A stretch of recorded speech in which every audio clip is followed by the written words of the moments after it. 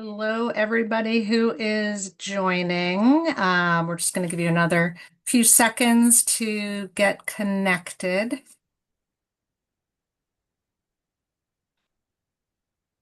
Thank you, everyone, for waiting. So we'll go ahead and get started. Hello, everyone, and welcome.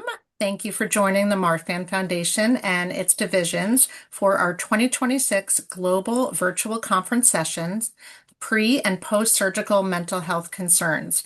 I'm Andrea Friedman, Director of Community Programs. My colleague, Kimberly Huddleston, the Marfan Foundation's Senior Vice President of Development and Community Engagement, is behind the scenes helping to ensure everything runs smoothly during this session. The session is being recorded. Before we begin, please use Zoom's Q&A feature to submit questions throughout the presentation. We'll answer as many as possible during the Q&A session at the end. The chat is available for attendee discussion and comments, but questions posted there might be missed, so please use the Q&A tab for all questions. It is my pleasure to introduce our speakers. Dr. Melissa Flint is a tenured professor at Midwestern University, CEO of KORU Psychological Services, and vice chair of the Arizona Board of Psychologist Examiners. Joaquin Ramos Jr. is Associate Director of Career Services at the University of Miami Herbert Business School, board member of the Marfan Foundation, and aortic dissection survivor. Melissa and Joaquin, thank you for joining us. We're delighted to have you here. Melissa, please begin when you're ready. Sure. Good morning, everybody. Let me get my screen share up. It is wonderful to welcome you virtually to Glendale, Arizona. Yesterday, our high was 114. Not quite that warm this early in the morning, but I'm glad that that we can all connect together from all the different places where we are.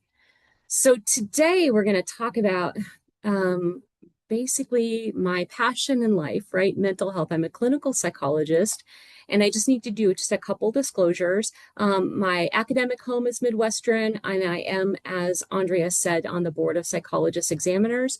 My disclosure is that I'm speaking on behalf of myself as an independent psychologist and not on behalf of our board. Sorry, I have to do that every single time now. It comes with the position. And then there's some contact information there for me as well. So today we're going to discuss in the next nearly an hour approaches that have helped people. But please remember that your healthcare team is best positioned to guide you in the decisions that you make based on any unique circumstances that you have. So let's jump in.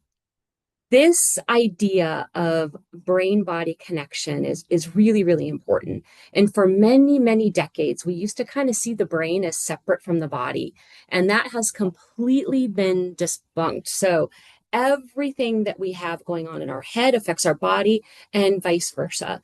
And we know the power that our mind has when we're anxious, right? When you can't get out of that cycle, or when we're ruminating, or even catastrophizing. The power behind our brain just fueling that forward is so strong. The beauty is that we can harness that same strength to move, there should be an E there, move the needle from the thoughts that don't support our mental health to the ones that do. So that's kind of the reason why I put in that funny brain power lifter kind of guy there, because just like my brain can take me to some of maybe the more negative cognitions, I can retrain the pathways so that it goes to more supportive cognitions for my mental health. And we're going to talk about how that might work in the context of pre- and post-surgical indications. So I just want to start with a general, just acknowledgement. Anybody with whatever connective tissue disorder that you may have, live with the reality that surgical journeys are really unique. And they have unique burdens that other people never have to consider because they're not worried about the same things that are really vital for us to be aware of. And we know that high levels of anxiety and depression are common. That's kind of the baseline for many of our individuals. So situations that they really demand support of our mental health as much as our physical health. So just to kind of ground us in the reality of what we know by the research and by lived experience is that when I take the different major categories that the foundation serves, If you look over in that third column, we are talking about 20 to 80% having a baseline of some level of clinical depression or anxiety. That might be a little bit overstated, but it's high. Depression or anxiety, excuse me, 40, 50, right around there.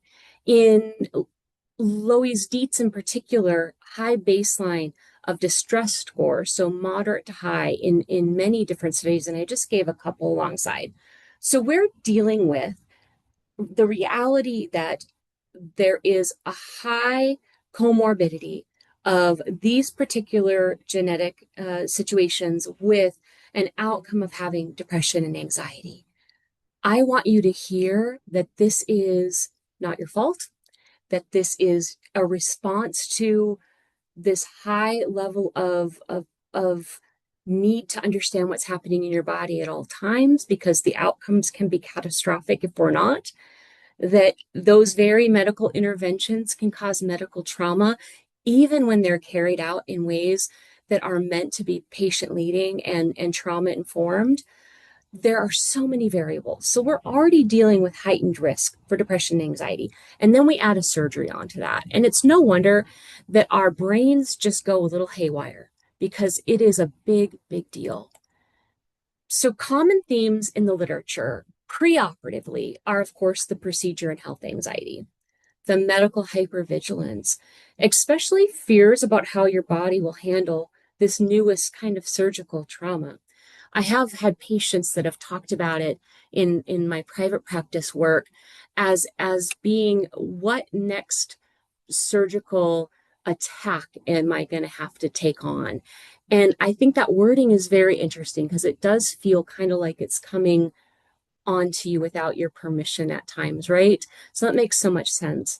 And also preoperative themes of the need for prehabilitation, preparing ourselves in a way so that we can be the most successful we can be when we hit that surgery day. And that has to be both mental health and physical. So we might be using our physical therapists and other treatment team members to literally strengthen surrounding muscles or support unstable joints and all the different things that we cope with. But there's that comorbid component of the mental health prehab that needs to happen, getting the right support and getting into the right mindset. So post-op, obviously pain management is huge. And we know that because of those loops in the body that I showed you at the very beginning with that body figure, surgical pain plus our already established physiological stress loops can actually trigger something that we know as post-operative situational depression. It is very much affiliated with the fact that you are post-op in that moment in that hospital, and then the following recovery times. Stress literally suppresses our immune function. Stress impacts healing. So if we can't find ways to kind of bring it down a couple notches, now note, I didn't say have no stress because that's ridiculous. Nobody should tell you not to worry, right? You've earned those moments of worry. You've earned those moments of anxiety because you know what can happen. And we need to remember that our brain can be used to bring us down just enough to make it tolerable if we work on that pathway. It's not a naturally formed pathway. Our natural pathways are built on worry. We've practiced those an awful lot, haven't we? Over decades of our life. Postoperatively, we're also worried about things like those dysautonomic responses that can be so life-changing and healing impactful. And then obviously the psychological distress just over connective tissue fragility, complications with healing, with wound healing, all those kind of things. So there are big, important worries on these plates, both pre and post-op. So how can we cope with them? That's the key here. Now, pre-op strategies. The research is around the 2020s started talking about this ask of our clinical teams to show their commitment in different ways. And one of those commitments has been a multidisciplinary preoperative meeting, bringing together all the players, ensuring that everybody from our surgeon to even the scrub techs to the PAs that are helping, whoever, are together and on the same page. Another suggestion that many of you probably already use, but I just wanted to put it on as a reminder, is this idea of a medical passport, a concise written list of your specific things, the items and the traits that are going to be important to your healing and important for your entire team, even the CNAs helping in the room to know. So you'd want to put a concise history of the related issues like anesthesia, things like that. And you actually make physical copies of this. And everyone that comes in your room gets this little handout at some point in this day to help them understand you. Now, we know that some of them will go directly in the garbage the second they leave the room. That's the reality of it. But if I can take the chance on more people are going to read it and respect it than not, then it's still worth my time and energy. Engage in that targeted mental health support. Y'all, I want you to know that there is a therapist out there that can help companion you through these times. We sometimes need to work on finding them, don't we? As a licensed psychologist, I promise that my colleagues don't bite, that most of us can be pretty darn empathic and walk the journey in a supportive way. And we can target things preoperatively, like that pre-op anxiety and depression. We can do trauma-informed work with surgical trauma and medical trauma that you bring with you to the table, quite literally. Those are preoperative ways where you can build up your strength mentally and physically. Grounding techniques to combat that panic and the dysautonomia that can be induced by these extra stressors. There's something called the 5-4-3-2-1 method that we've taught about many times before, where you literally slow down your nervous system and say 5 things you can see, feel, touch, taste, all the way down those numbers.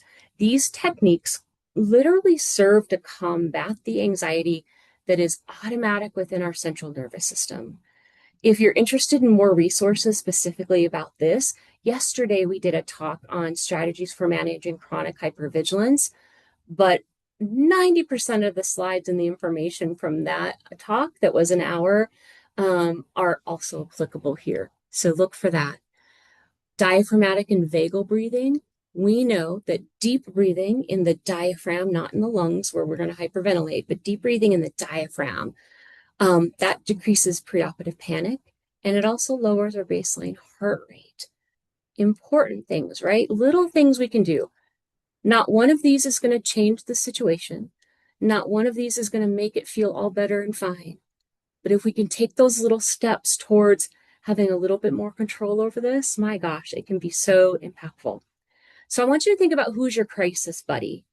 Choose that empathic listener who helps you assess a situation, maybe helps you make clearer decisions. This person doesn't need to be a family member. I want to remind you that your resources are broader than your circle. And some of us have incredible family.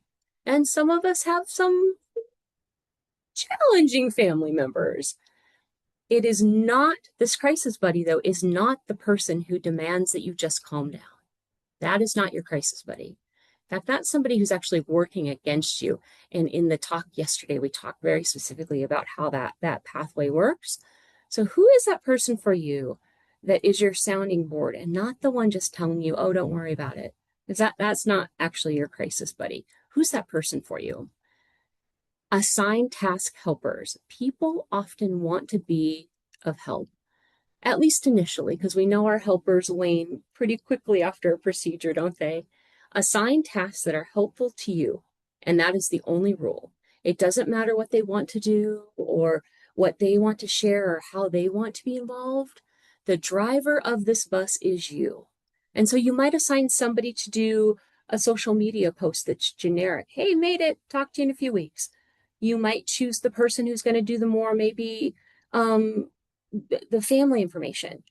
Everyone doesn't belong in your hospital room, either virtually or physically. So assign those tasks. Before you come in to the hospital, I want you to also think about intentional cup filling. And when I mean cup filling, it's an analogy that we use for us. We can't be our best if we are empty. And so there's a list of things that has to be done before surgery, right? Scheduled, planned, the kids need childcare, the da da da da da. But there's also those things pour out of our cup, right? They take from us. What are you going to do with intentionality that will fill your cup as much as you can before that? All right. The power of our thought processes is incredible, right? There's a thing that I taught about in the VEDS talk yesterday that's called relaxed vigilance. I'm still paying attention, but I'm not in hyper, super alert danger mode all the time. And that's where a lot of us live. That's the reality of this situation. So how do we bring that down a little bit? Maybe these mantras could help. This surgery is important and it makes sense that my mind wants to prepare for it. Right now, I've taken the steps available. My medical team is working to manage the risks. I do not need to solve every possible outcome today. If something new comes my way, I can respond to it. Until then, I'm going to allow myself moments of rest, connection, and presence. Being prepared does not require being on high alert every moment. Can you imagine if we could have our brain and invite our brain to actually believe in this just as much as it pushes us towards the anxiety? So it can be so, so powerful. Other things post-op. Advocate for your pain management is a multimodal pain management. Does that make sense in your case? You can insist on ultra slow orthostatic transition. Movements are a chain of events strung together, and you have the right as the patient to pause after each step. Now, this goes into the next box a little bit. I know me, I've had multiple ridiculous surgeries over the last 10 or so years. And I always find myself being concerned about the staff members' time that they're having to spend with me because I understand they've got 15 or 20 other patients. And you know what? The wisest thing my crisis buddy told me was staff are in a hurry, but that's their worry to manage, not yours. You can ask them to slow down. You can ask for caution because what we're really doing in those post-op moments is we're rebuilding trust in our own body post-op, moving slowly and focusing on that reconnection is important. So we're going to have to let the staff and their hurry be their issue. And you know what? They're trained professionals. They'll figure it out. I don't need to do that for them. So I'm going to ask for caution. All right, what else? How are you going to create a healing environment in your room? What is your playlist? What pictures do you want there to remind you that you're loved? Are there any smells that you like that can combat some of the yucky smells in the hospital? What physical comfort do you want? Can you use anything to cancel out all those alarms and noises? I can tell you there are times where my heart rate monitor is a wonderful reminder of being alive. And then there's also moments where that sound of that beep is traumatizing. So is there a way safely that you can drown that out? Because those alarms are for other people. They're about you, but they're for others. Can we minimize the impact on us? Have boundaries. Who is in your room? Who is calling? There is an amazing silent button on our cell phones, and sometimes we need to use it, right? And again, this power of self-talk. I'm just going to ask you in my last minute with you before I turn it over to Joaquin is, am I solving a problem with this ruminative worry or anxiety, or am I just rehearsing a fear? I need to stop rehearsing things that I don't want to be good at. And I certainly don't want to be good at fear. Am I solving a problem or am I rehearsing a fear? Now, there's all sorts of medical mumbo jumbo that goes on in our head. For example, my mind can't handle this recovery. Instead, if I believe that my body has survived every crisis before and this team has protocols in to protect me, that changes the whole output in that cycle. And there's many other examples here. For the sake of time, I will put it up so that you can see it in the recording and maybe even pause your screen. But I want to make sure that Joaquin also has his time.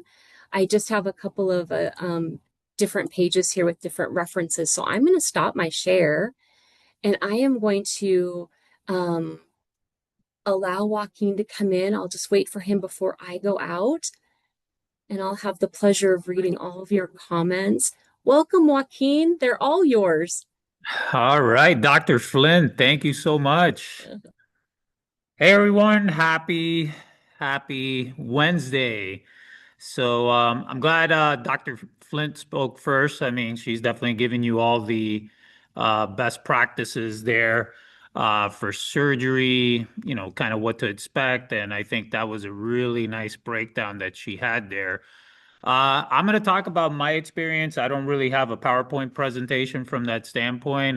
It's anecdotal, right? This is basically sharing what happened to me. So so to give you a little background on myself, I didn't know I had Marfan syndrome, so I was never diagnosed when I was, when I was young, I never got genetically tested. So pretty much I had a normal life. I mean, I played basketball, did sports, won championships, right? Had, kind of the fondest memories of childhood, right?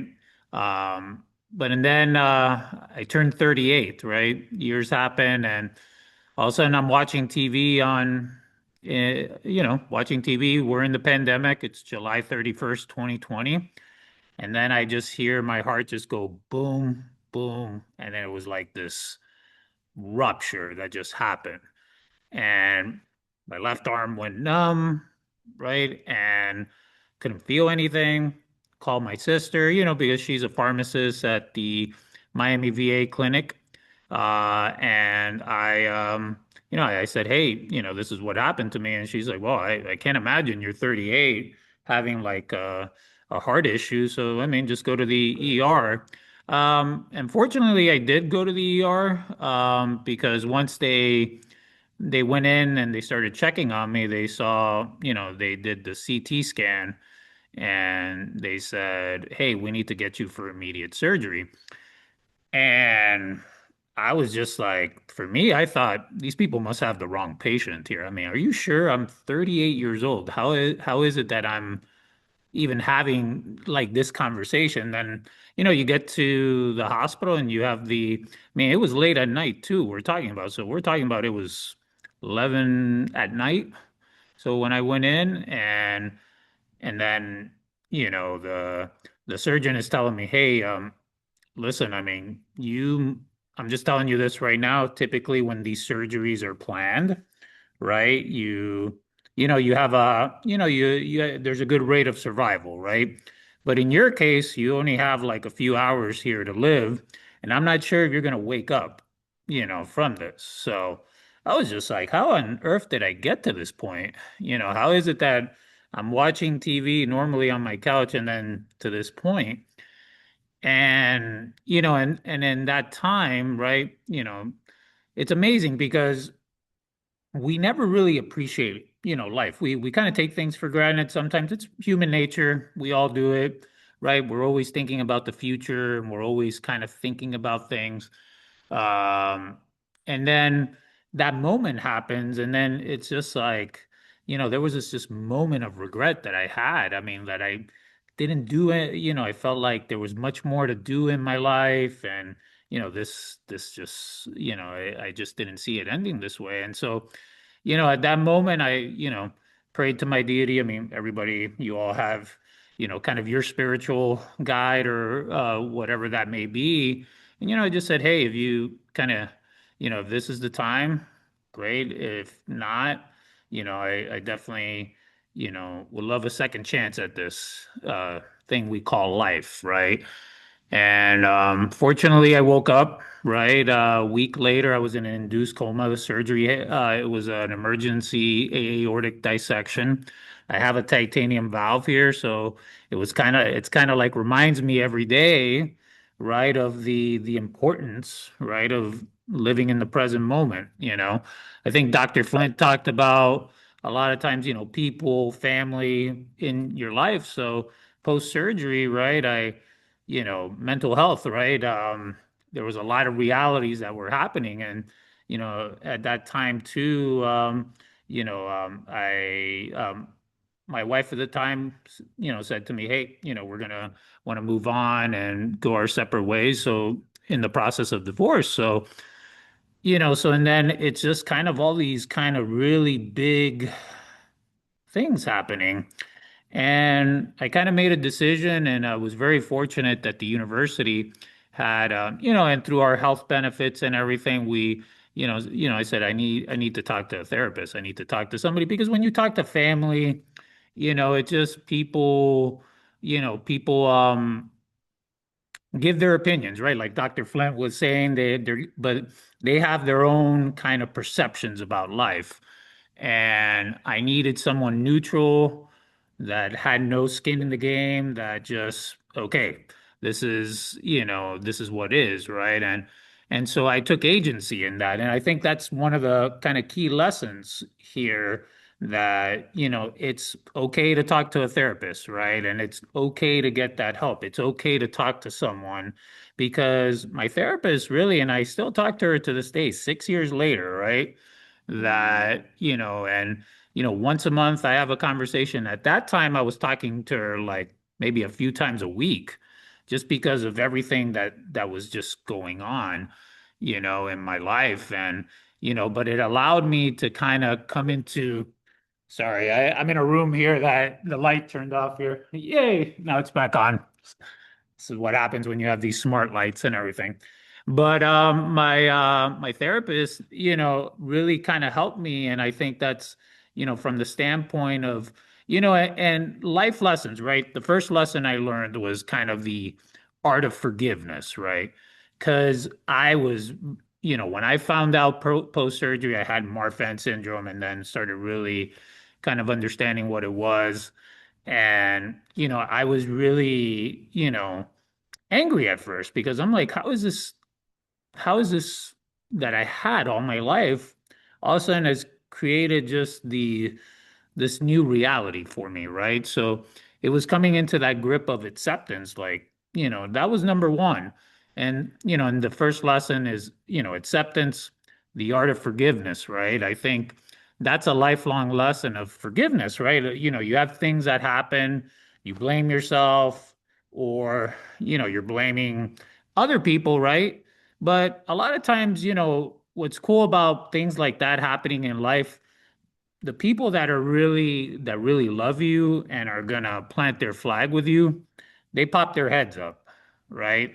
And I think that was a really life lesson. So my friend group, which, I'm a very social person, went from really big to like really, really small because it was just, you start seeing that you don't really need a lot of people in your life. You only need those few that are like your rock, right?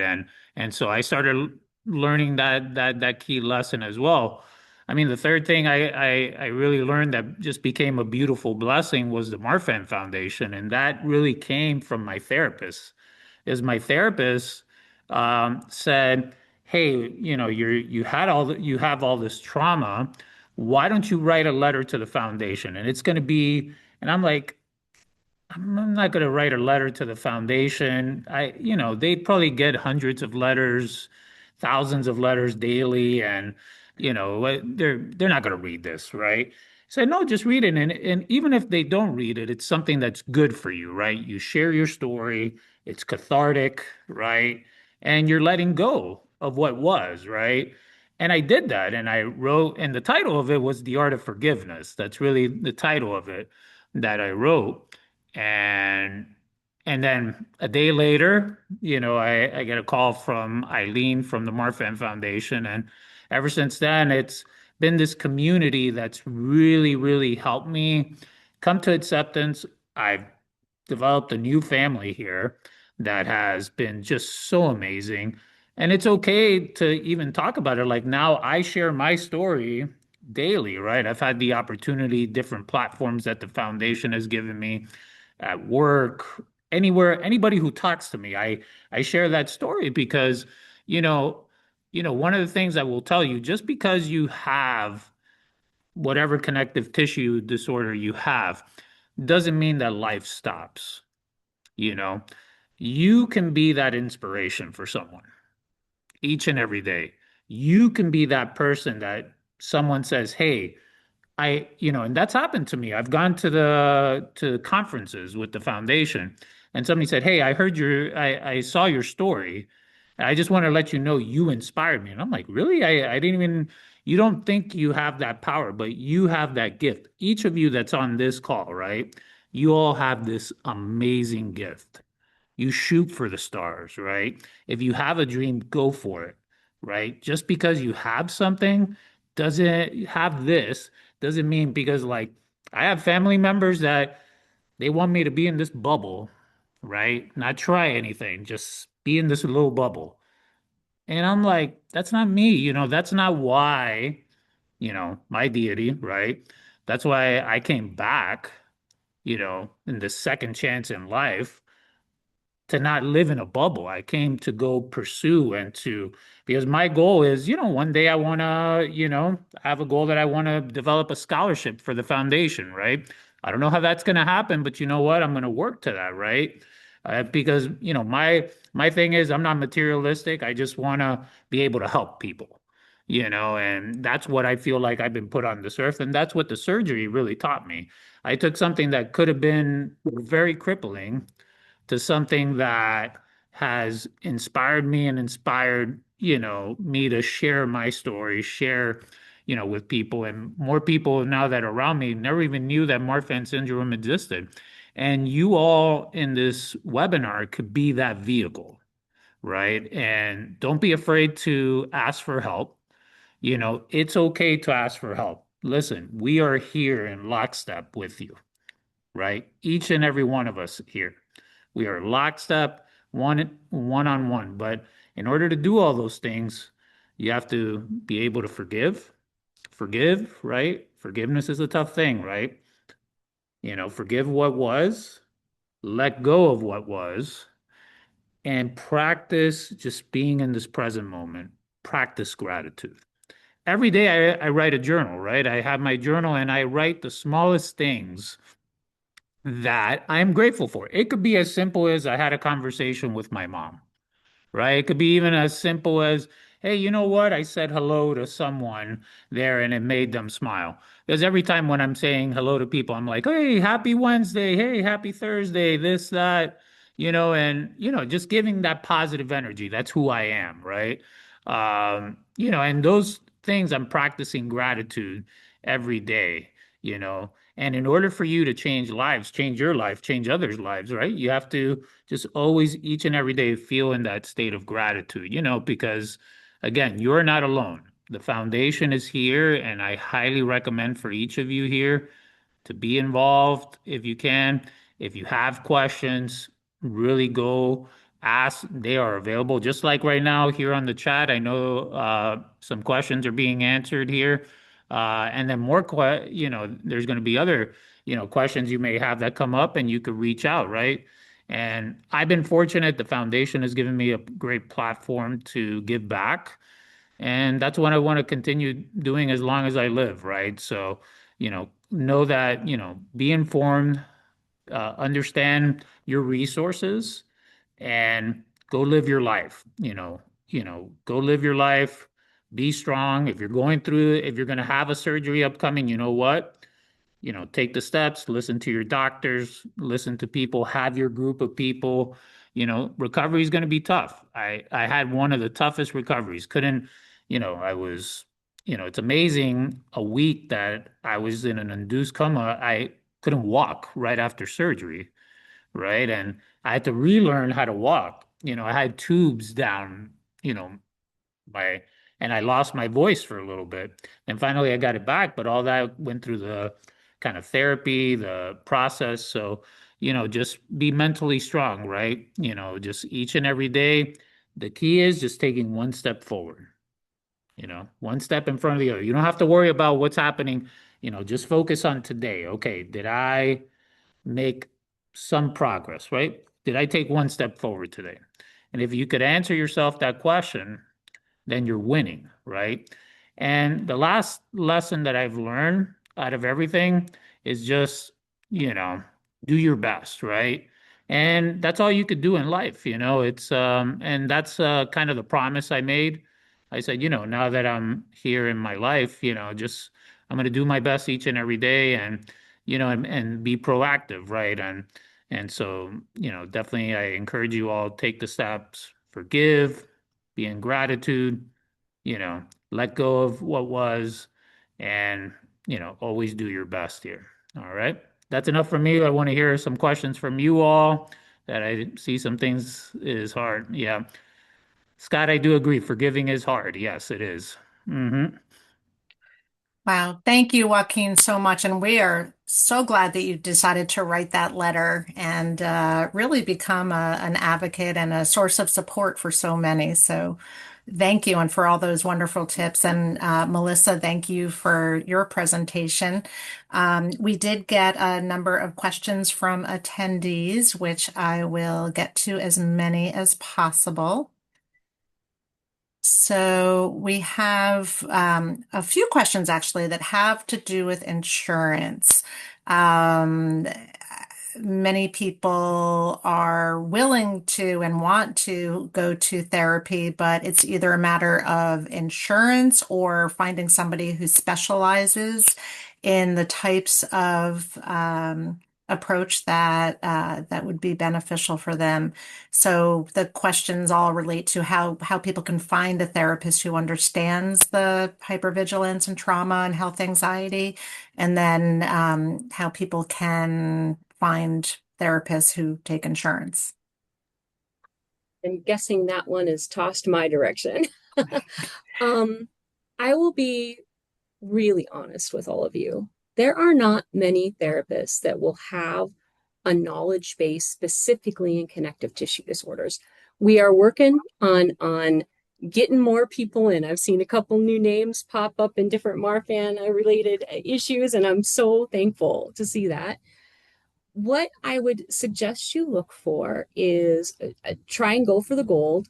I want somebody who understands VEDS or Marfan syndrome or any of the other um, connective tissue disorders that we were talking about today. But you can also look for medical trauma.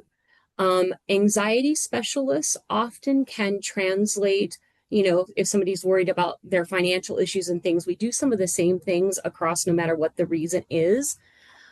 Many people go on psychology today, and you'll notice one thing quickly.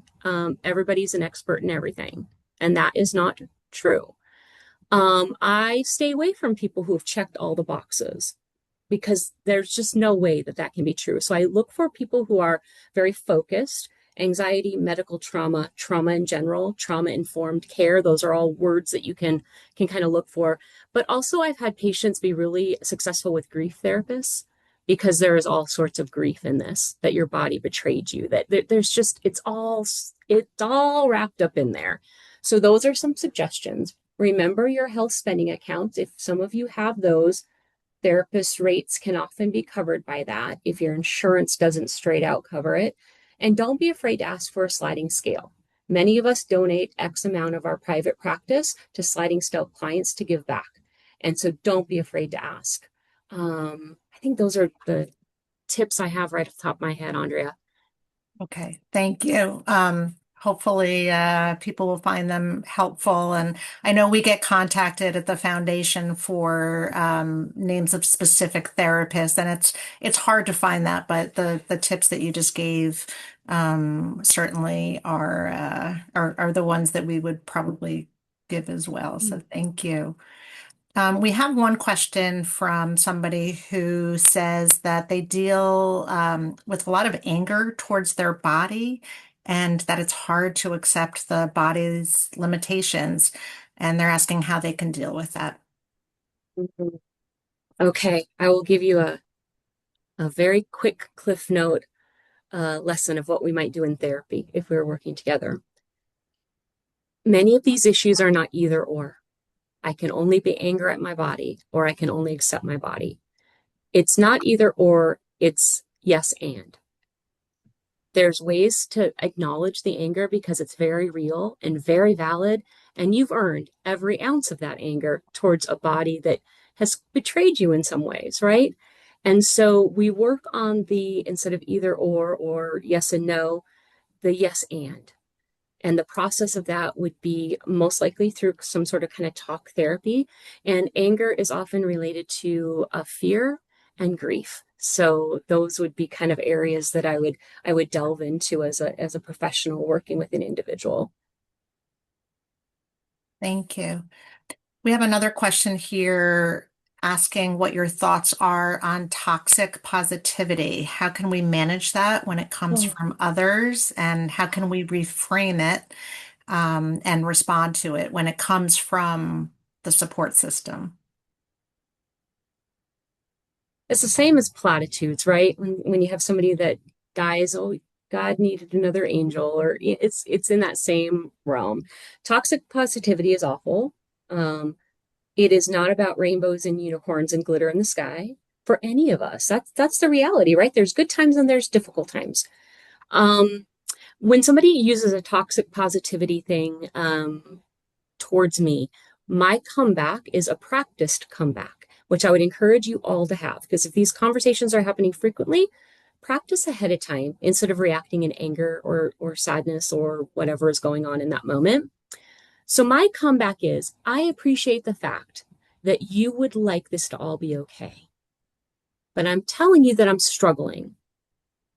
And here's what I would like you to do with help with that. So maybe we just, if you can take the kids this weekend and give me a couple minutes this weekend, that would be great. Like give them a task. But I always lead with, I appreciate that you want to just have this be okay. That is not the world I live in. And I'm going to ask you to appreciate that. Be really honest. That's not mean. That's not selfish. That's kind of saying it as it is. So you have permission to say it as it is, and let people know that that is not helpful. Thank you. We have another question here from somebody asking how they are able to, I guess, struggle. They struggle with the idea of being burdensome to their supportive people, Mm. especially a spouse. And what tips do you have for the crisis buddy or safe people to manage the stress from their perspective? Joaquin, do you want to jump in there about support systems? Yeah, I mean, I guess I keep getting knocked out of here, the Zoom, but that's technology. But the just support systems, just make sure, I would say number one, obviously your doctors are going to be your medical community. That's going to be number one. Number two, just, you want supportive people that are around you. I can't stress that enough. I mean, what everybody goes through, even, I mean, I go through my stuff daily, you don't want to have, negativity that's in your life. So you want to have people that love you, support you, accept the journey that you're on, and I think, that's just really critical, right? From that. So I agree with Dr. Flint and I think that support systems and the Marfan Foundation can't even stress that enough. Oh, he got kicked out Oh again. no. So my kind of 2 cents on this is a concept that actually we've learned in grief work, but it applies very much here. If you envision kind of concentric circles, when you cut a tree and you can see all the circles, how it's grown over time. So kind of envision that, and you are at the center of that circle. All of the rings include people that have different levels of support. People who are not family members should be in the outer circles, right? And not, if they demand to be in the inner, you get a choice to let them in or not. But in those circles, you get to ask out, and each concentric circle asks out for support.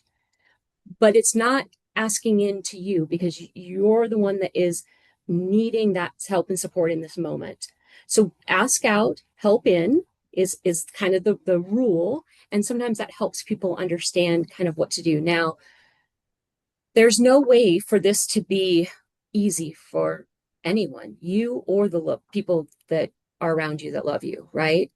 And so, one of the parts of the conversation that I encourage you all to have is say, I recognize that this is also hard for you.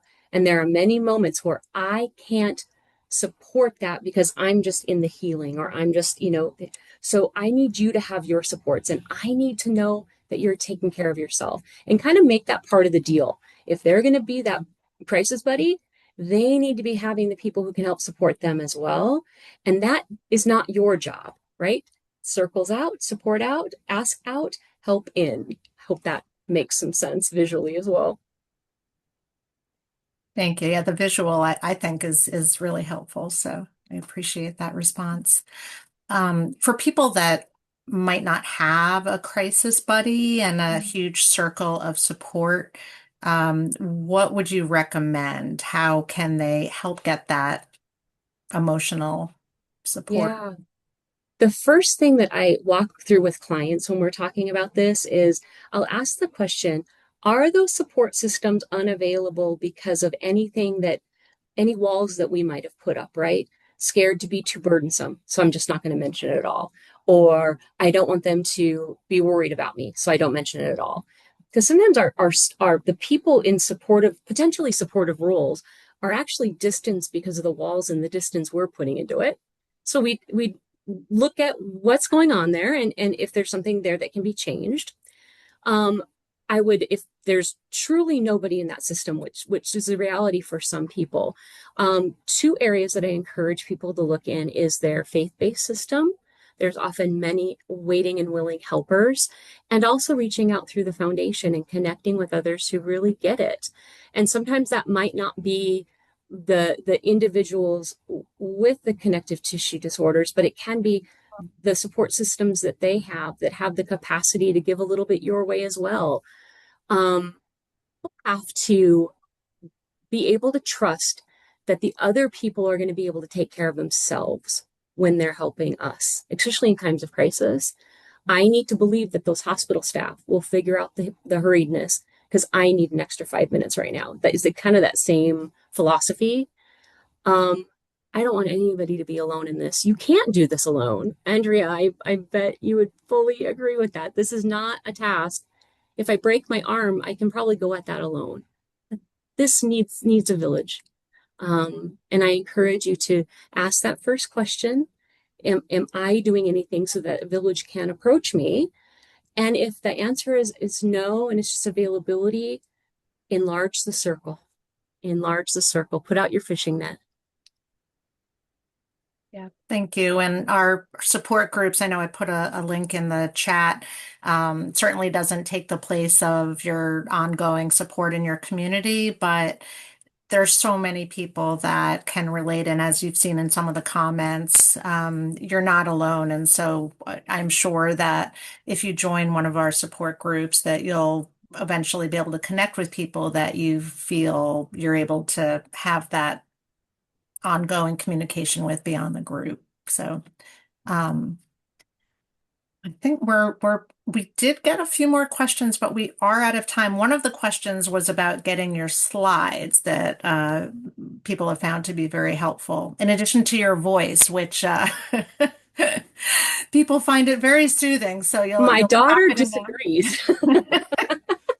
We did record it, so you will have the opportunity to replay Melissa's voice.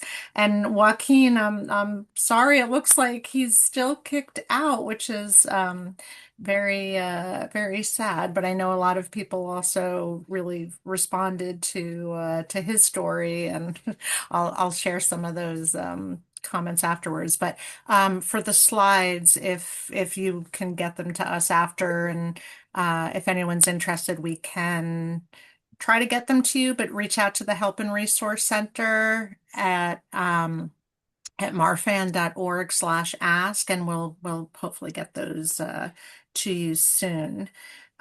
So again, if you were not able to have your question answered, please submit it to the Help and Resource Center, and we will get you a response as soon as possible. Just give us a little time with everything going on this week. But I really want to thank Dr. Flint and Joaquin once again for joining us and for speaking and sharing your insight and wisdom. And thank you for joining us, and take care and enjoy the rest of the conference, everybody. Thanks, everyone. Bye.